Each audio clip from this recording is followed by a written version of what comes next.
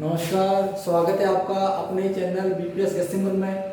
आज आपके सामने हमारा जो कल अध्याय चल रहा था राजनीति विज्ञान कक्षा 12 का, जिसके अंदर हमने पिछली वीडियो के अंदर जातिवाद क्या है, इसके उदय के क्या कारण है, इसके दुष्परिणाम क्या है, इसके बारे में अध्ययन किया है।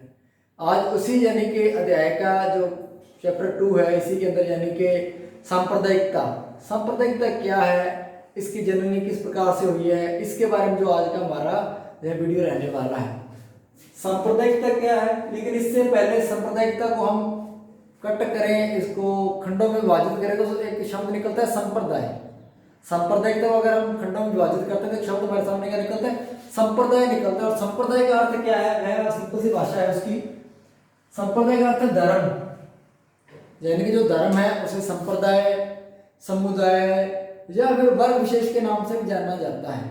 अब यह धर्म, समुदाय, वर्ग विशेष किस प्रकार से यानी कि जो संप्रदाय है वह किस प्रकार से सांप्रदायिकता का रूप धारण करता है, आज का जो हमारा वीडियो है वो इसी विषय को लेकर के है। यानी कि एक धर्म या एक संप्रदाय किस प्रकार संप्रदाय का रूप धारण करता है, इसके संबंध में आज हम चर्चा करेंगे। मैं आपको सिंपल भाषा में बता दूं संप्रदाय क्या है। जैसे पिछली वीडियो के अंदर हमने बात की थी जाति, और जाति किस प्रकार से जातिवाद का रूप धारण करती है, तो उसकी जो परिभाषा थी सिंपल, यानी कि अन्य जातियों के मुकाबले में अपनी जाति को श्रेष्ठ मानना जातिवाद था। आज बिल्कुल उसी की बहन डेफिनेशन दूसरी है, वहां पर जाति थी, यहाँ पर धर्म है, समुदाय है। अब आप क्या इसको कैसे लेंगे, संप्रदाय क्या है, यानी कि संप्रदाय धर्म, जब हम अन्य धर्म के मुकाबले में अपने धर्म को सर्वश्रेष्ठ या फिर सर्वोपरि मानने लग जाते हैं, तो ऐसे में वह सांप्रदायिकता का रूप धारण कर लेते हैं। ये परिभाषा इधर हमने लिखी है, यानी कि दूसरे धर्मों के मुकाबले अपने धर्म को सर्वश्रेष्ठ या फिर सर्वोपरि मानना ही क्या है, सांप्रदायिकता है।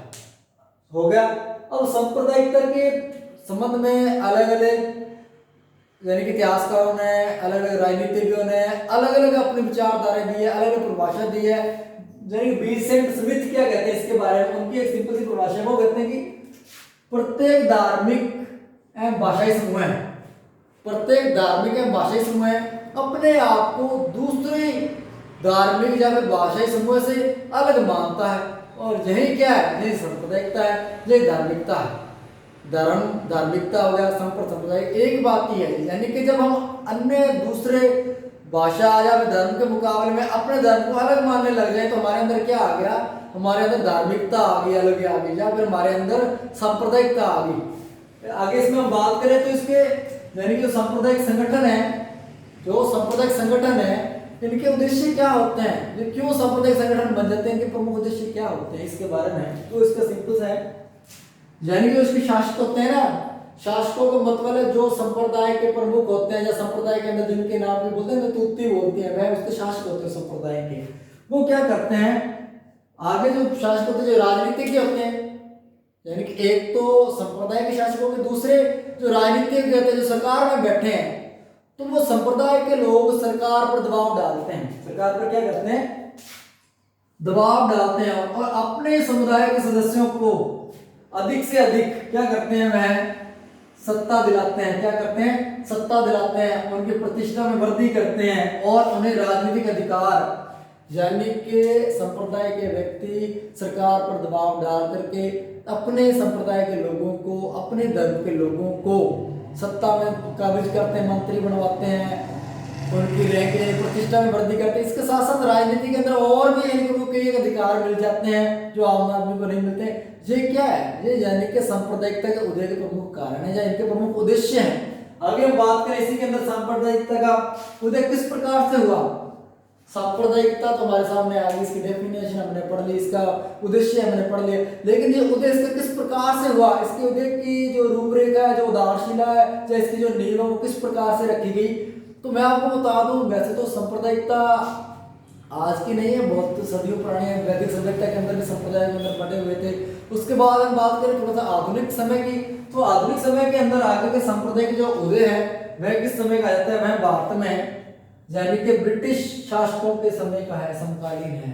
ब्रिटिश शासक यानी कि ईस्ट इंडिया कंपनी भारत पर आई, जब भारत में व्यापार करने के लिए लेकिन प्लासी का युद्ध हुआ, बक्सर का युद्ध हुआ, और भी कई एक युद्ध हुए। या फिर उसके बाद हम बात करें 1857 की क्रांति हुई, तो 1857 की क्रांति से पहले बक्सर का, प्लासी का जो भी युद्ध हुए, इन युद्धों के अंदर जो लोगों की एकता थी, जो भाईचारा था, 1857 की क्रांति के अंदर जो लोगों के अंदर एकता थी, संप्रदाय के अंदर एकता थी, इस एकता को तोड़ने का जो तोड़ निकाला गया अंग्रेजों के द्वारा, वह तोड़ क्या था? वह तोड़ था फूट डालो राज करो। यानी कि अगर आपने भारत के अंदर शासन स्थापित करके रखना है तो आपको क्या करना पड़ेगा? आपको भारत को सांप्रदायिकता के आधार पर विभाजित करना पड़ेगा। इसके लिए आपको एक यानी कि अपना नारा, मुख्य उद्देश्य या लक्ष्य बनाना पड़ेगा। वह हमारा लक्ष्य उद्देश्य क्या है? फूट डालो राज करो की नीति। अब फूट डालो राज करो की नीति किस प्रकार से हावी होती है या फिर किस प्रकार से सांप्रदायिकता रूप धारण करती है, इसके अंदर कुछ लिखते हैं। जैसे कि सांप्रदायिकता कैसे बढ़ी, तो इसका कारण है हिंदुओं में मुसलमानों के बीच राजनीतिक द्वेष, ईर्ष्या की भावना। यानी कि हिंदू लोग अपने आप को राजनीति में श्रेष्ठ मानते थे, दूसरी साइड में मुसलमान लोग जो थे वो अपने आप को श्रेष्ठ मानते थे। या फिर मैं इसमें एक और बात जोड़ दूं कि जो हिंदू वर्ग के लोग थे उस समय, यानी कि वह राजनीति के अंदर ज्यादा सक्रिय थे, और जो मुस्लिम वर्ग के लोग थे वह उस समय राजनीति के अंदर कम सक्रिय थे। तो इस कारण से भी दोनों संप्रदायों के मध्य, यानी कि हिंदू व मुस्लिम संप्रदायों के मध्य संघर्ष, तनाव की स्थिति पैदा हो जाती थी। और इस संघर्ष और तनाव की स्थिति ने धीरे धीरे आकर के सांप्रदायिकता का रूप ले लिया। कहीं ना कहीं हिंदू मुस्लिम भी यानी कि सांप्रदायिक मुद्दे के प्रमुख कार्य में फूट डालो राजनीतिक राज करो नीति के तहत ही आता है। अंग्रेजों ने एक मदारी का रोल निभाया, एक साइड में हिंदुओं को रखा, एक साइड में मुसलमानों को रखा, और बीच में बीच में अंग्रेज रुक गए और दोनों को एक दूसरे से लड़ाते रहे, मदारी के खेल दिखाते रहे, लोगों का मनोरंजन होता रहा। यानी कि एक प्रकार कहने का अर्थ है कि सांप्रदायिकता का जो उदय का जो श्रेय जाता है मेरे ख्याल से तो मुसलमानों को, इसके साथ हिंदुओं को भी जाता है, क्योंकि आपस में जो लड़ते रहे, लड़ाने वाले अंग्रेज थे। आगे इसमें बात करें 1905 बंगाल विभाजन। अभी मैंने बोला भी अंग्रेज सरकार की इच्छा ही थी भारत पर अगर शासन करना है तो आपको क्या करना पड़ेगा? फूट डालो राज करो की नीति अपनानी पड़ेगी। पील कमीशन की स्थापना भी इसी उद्देश्य के लिए हुई थी। सेना में परिवर्तन कर दिया गया, सेना को जाति धर्मों के आधार पर बांट दिया गया पील कमीशन की रिपोर्ट पर।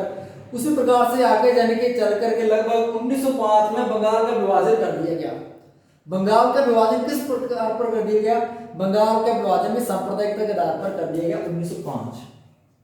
जो आप आजकल पश्चिम बंगाल का नाम सुन रहे हो, जो राजस्थान सॉरी हमारा भारत का राज्य है, उसी प्रकार से बांग्लादेश का नाम सुन रहे हैं।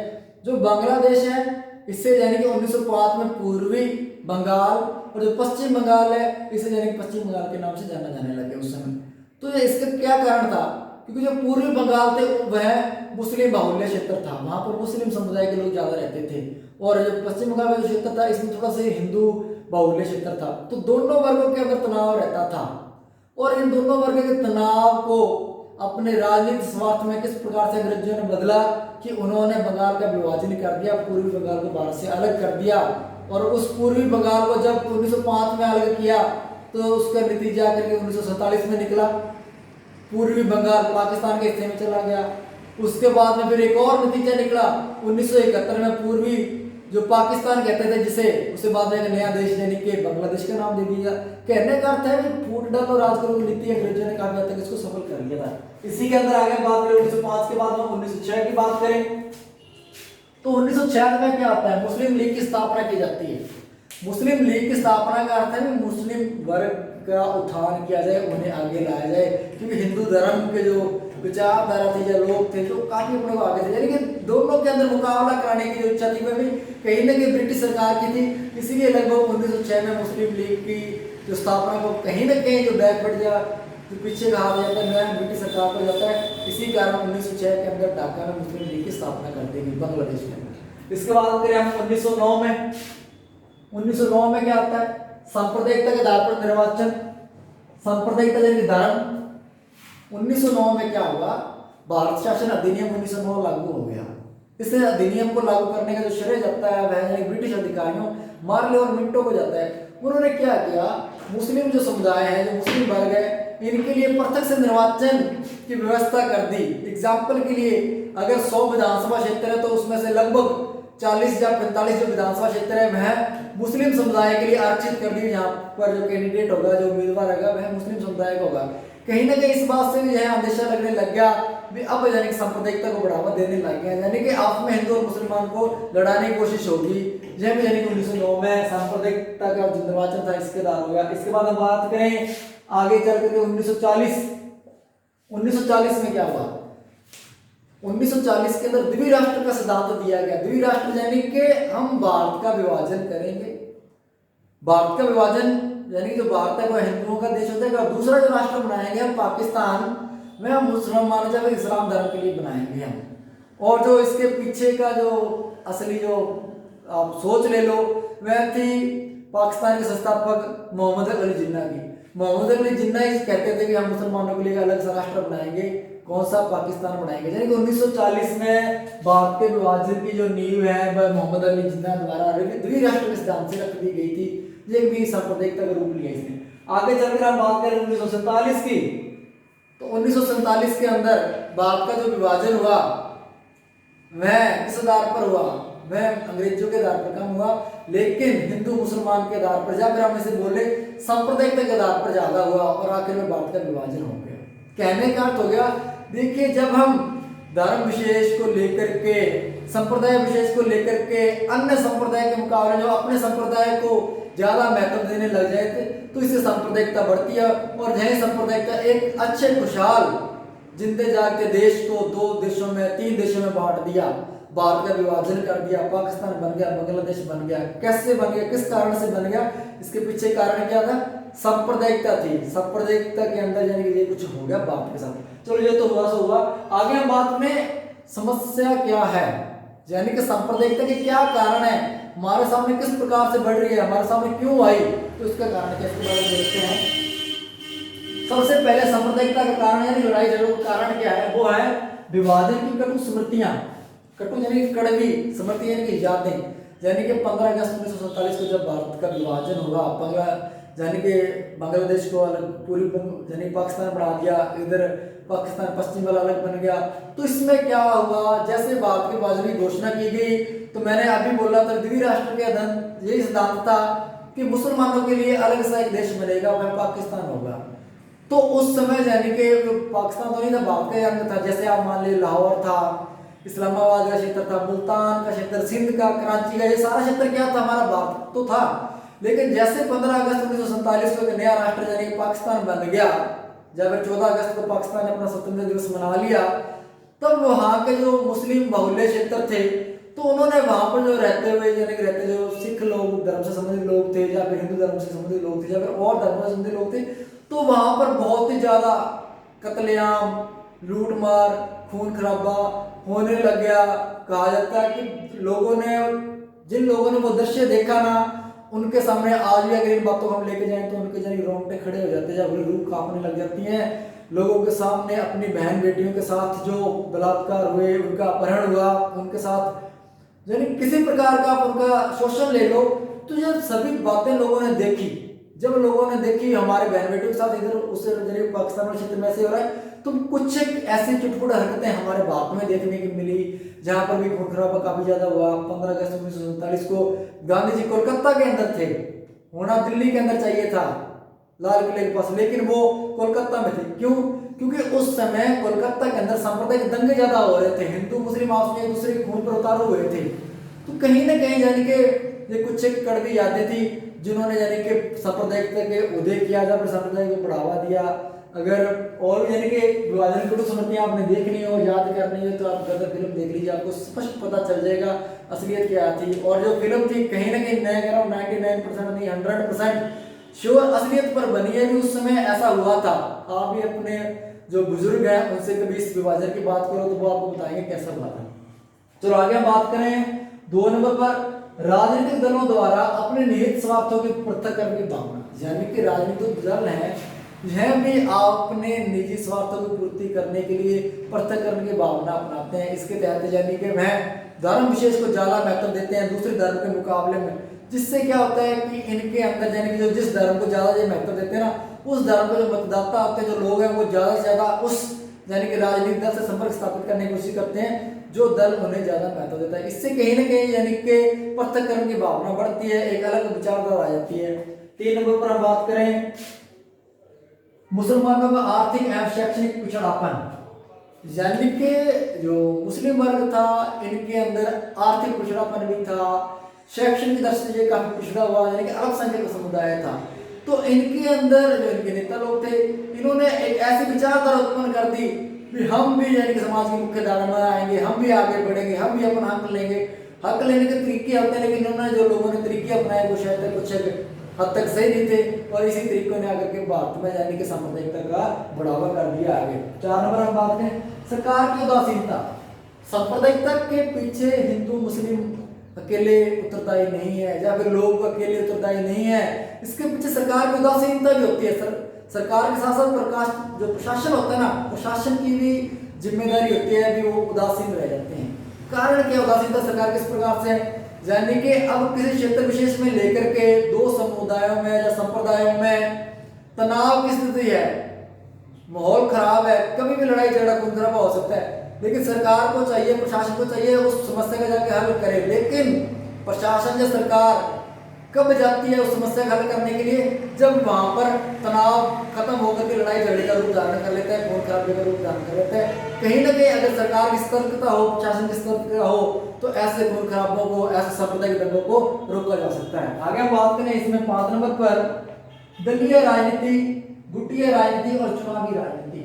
कुछ दलों का जो राजनीतिक दल है, इनका उदय का कारण ही क्या है, संप्रदाय विशेष ही है। हिंदू महासभा हो गया, अकाली दल हो गया, ऑल इंडिया मुस्लिम लीग यानी हो गया।